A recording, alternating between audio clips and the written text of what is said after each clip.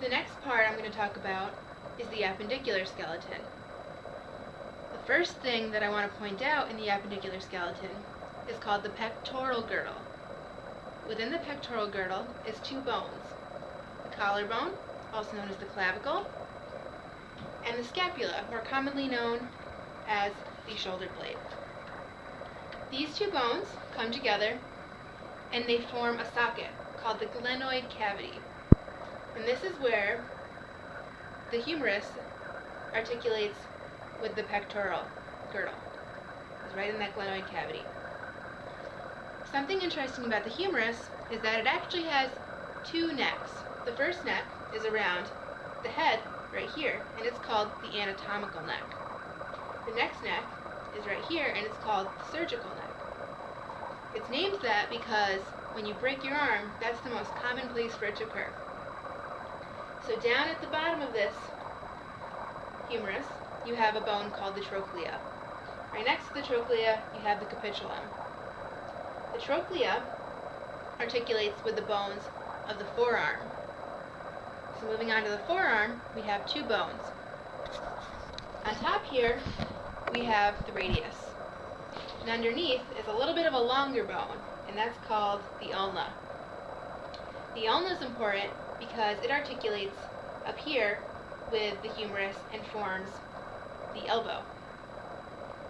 These two bones in the forearm, the radius and the ulna, articulate with the bones in the hand and wrist. In the hand, we have the carpals, the metacarpals, and the phalanges. The phalanges each have three joints in them: the proximal joint, the medial joint, and the distal joint. But your thumb, also known as the pollex, has only two of these joints: the distal one and the proximal one up here. So moving on from the upper limb, we're going to go down to the pelvic girdle. In the pelvic girdle, on each side here, you have your hip bones, also known as the coxals. Within each coxal, you have three parts: the ilium on top, the ischium at the bottom, and the pubis in the front. And these come together to form the pubic symphysis, right here. Something interesting about your pelvis is that a man's pelvis and a woman's pelvis is a little bit different. The woman's pelvis is tilted forward a little bit more, and the opening is larger, and this is mostly to accommodate childbirth. So moving on from there, you go to the socket right here. And the socket in the pelvic girdle articulates with the femur.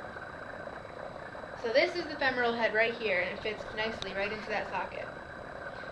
The femur is actually the strongest bone in your body. It's very, very hard to break.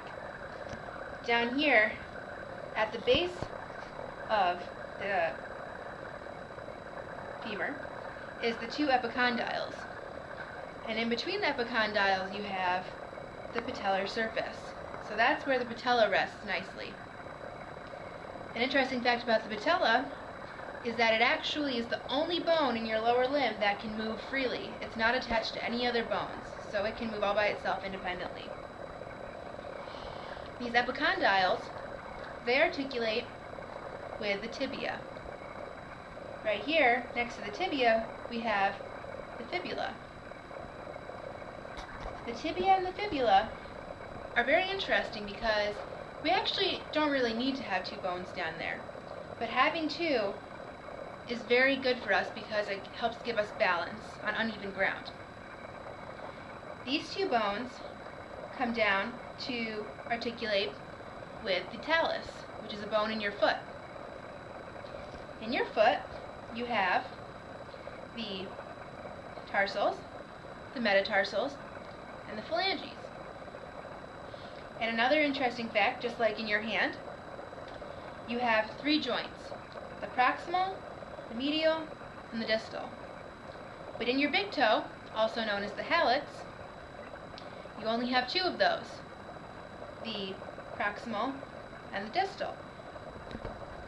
In the back of your foot here, you have your heel, and this is known as the calcaneus. the base of your foot, underneath here, you have an arch. And everyone has a different size arch, but that arch is another thing that really helps us with our balance. So basically, that concludes my tour of the skeleton, and I hope you enjoyed it.